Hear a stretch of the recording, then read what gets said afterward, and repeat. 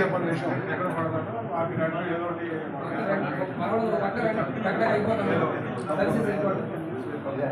సరేనా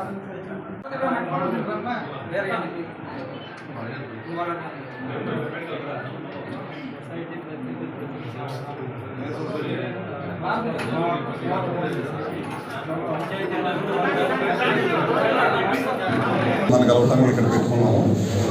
సందర్భంగా అందరూ కూడా వివిధ రకాల అర్జీలు ఇస్తూ ఉన్నారు. దాంతోపాటు అందరూ కూడా అడుగుతున్నారు, సాగర్లోను శ్రీశైలం నీళ్ళు వస్తున్నాయి కదా, వ్యవసాయం ఏ విధంగా నీళ్ళు ఇస్తామని అడుగుతున్నాం. తప్పకుండా ఈ సంవత్సరం ఆశాజనకంగా ఉంది. తప్పకుండా శ్రీశైలం నిండిపోయి సాగర్లో కూడా నీళ్లు బాగా వస్తూ ఉన్నాయి. దాదాపు ఇంకొక 4-5 రోజులు 10 రోజుల్లో గ్యారెంటీగా నాగార్జున సాగర్ కూడా పూర్తి స్థాయిలో నిండిపోతుంది. అదేవిధంగా మన ముఖ్యమంత్రి గారు వచ్చిన రోజు మేము 770 మెగావాట్ల సామర్థ్యం గల ప్లాంట్ అనమాట మనది. అది కూడా పూర్తి స్థాయిలో విద్యుత్ ఉత్పత్తి జరుగుతుంది అనమాట.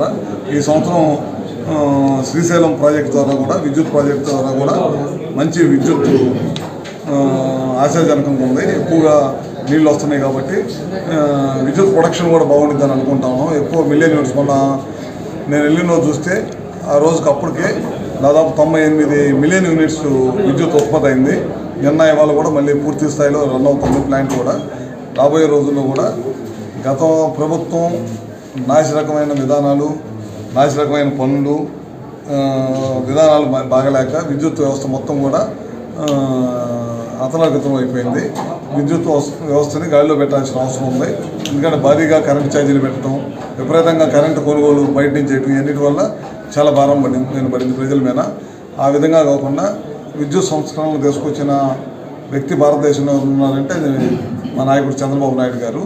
ఆయన ఆదేశాల మేరకు నిన్న కూడా ఓ మీటింగ్లో కుసుమ్ ద్వారా సోలార్ పంప్ సెట్లు, సోలార్ ప్లాంట్ సబ్స్టేషన్స్లా కట్టి ద్వారా విద్యుత్ ఉత్పత్తి చేసి సబ్స్టేషన్స్కి ఇవ్వాలనేది ఒక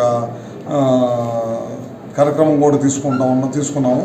ఇట్లాంటి అన్ని కార్యక్రమాలతోటి రాబోయే రోజుల్లో విద్యుత్ వ్యవస్థను గాడిలో పెట్టడమే కాకుండా మంచి నాణ్యమైన విద్యుత్ రైతులకు 9 గంటలు ఇవ్వాలనేదే ఈ ప్రభుత్వం.